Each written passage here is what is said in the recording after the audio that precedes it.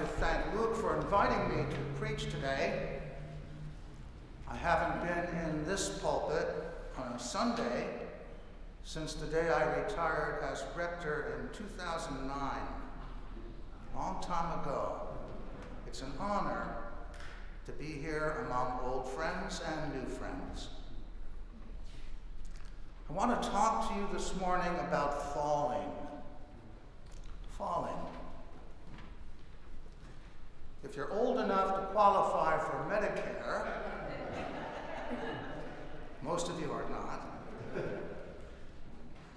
you may be asked some form of this question when you visit a doctor's office.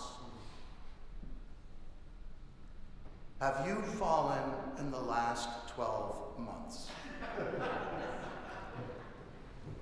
I went to the doctor a couple of weeks ago, and the question was changed. It was, have you fallen in the last 6 months? And I imagine that the next time I visit a doctor, the question will be further revised to something like this. On the way from the parking lot to the doctor's office, did you happen to find yourself in the prone position? Well, falling wasn't much of a problem when I was young. Back then, if I caught my toe on some uneven pavement, I could catch myself. I could catch my balance. I could get my other foot out in front of me and stop myself from falling, but now I can do no such thing. If I start to stumble, a little voice inside my head speaks very quickly, and it tells me I'm going to hit the ground, and there's nothing I can do about it. The force of gravity always wins. And if you injure yourself and unfortunately wind up in the emergency department, they will affix a band to your wrist that says, fall risk. Fall risk pretty much describes the human condition from Adam and Eve to the present day. Fall risk reminds me of the words we hear on Ash Wednesday as ashes are affixed to our foreheads. Remember that you are dust, and to dust you shall return. Sooner or later, everyone is going to bite the dust. Ashes, ashes, all fall down. But on a much happier note, I'd like to talk about another kind of falling. Falling in love. They call it falling in love because, like falling on a slippery sidewalk, there's not much you can do about it once you lose your balance. In the words sung by the immortal Marlene Dietrich, falling in love again, never wanted to. What am I to do? Can't help it. You can't help it once it happens. You've already lost your balance. Down you tumble, head over heels in love. When I was a freshman in college, I took a course in comparative religion, and at the very first lecture, the professor said this. He said, you can know all about another religion's beliefs, its practices, its traditions, its history, but you will always be standing on the outside looking in. Because religion is like falling in love. You can only truly know it when it happens to you, when you fall in love. That's what the professor said religion is like falling in love. His words hit me like a bolt of lightning. Because I already knew what it was like to fall in love. In 6th grade, it was Joyce. In 7th grade, it was Vivian. In 8th grade, it was Peggy Ann.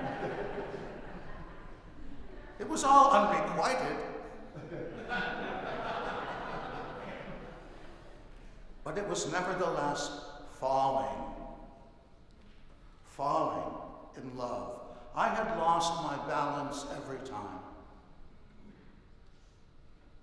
I couldn't stop myself from falling. Falling in love again, never wanted to. What am I to do? Can't help it. Can't help it.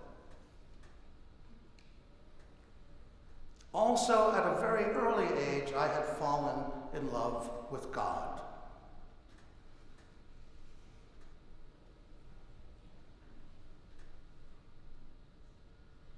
So for me at least, religion was like falling in love. And that happens to a lot of people.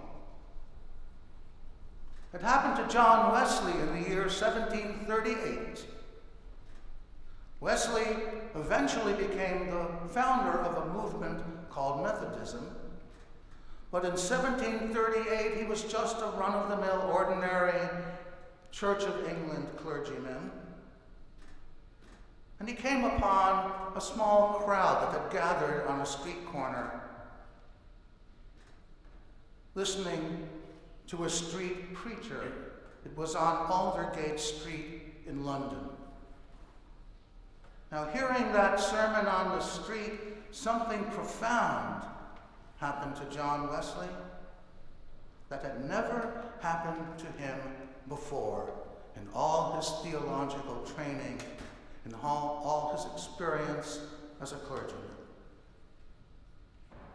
As Wesley later described it in his journal, my heart was strangely warmed. Wow. My heart was strangely warmed also described my own experience of faith as a youth, as a young person. It was very much like losing my balance and falling. It was very much like falling in love. But as I grew in years and in experience and maybe in wisdom, I began to realize that a mature and genuine faith does not necessarily require that we all fall in love with God. Not everyone's heart will be strangely warmed, and that's okay. Our Christian faith can indeed be compared to falling in love, but it is God who has fallen in love. It is God who has fallen in love with us. In the Bible, again and again, God's love for us is described as one of the strongest kinds of love, the love of a parent for a child. Listen to this passage from the Old Testament, in which God speaks through the prophet Hosea. God says through Hosea, "When Israel was a child, I loved him. And out of Egypt I called my son. It was I who taught them to walk. I took them up in my arms. I led them with the cords of compassion, with the bands of love. I bent down to them and I fed them." In the New Testament parable of the prodigal son, Jesus compares the love of God to the love of a father for his wayward child. The son decides to return home ashamed, contrite, broken, hungry. Jesus says this about the Father's love. And while the Son was yet a long way off, his Father saw him and had compassion and ran and fell on his neck and kissed him. The Father fell on his Son's neck and kissed him. The Father fell.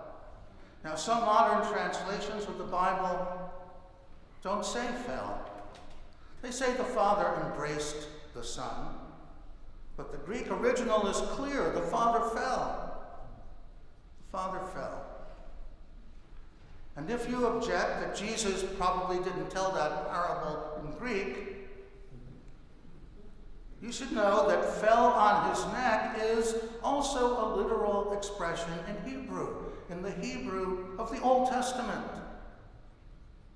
Listen to this Old Testament description of the reconciliation of Jacob and Esau, two brothers who were estranged, enemies.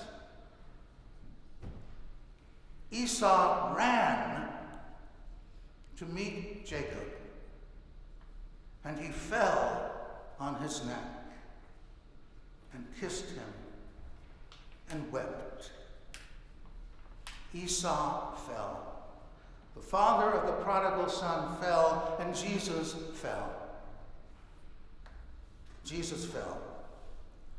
When I was a child, I would look up at the sky and think if I could only see far enough above the clouds, I could see God.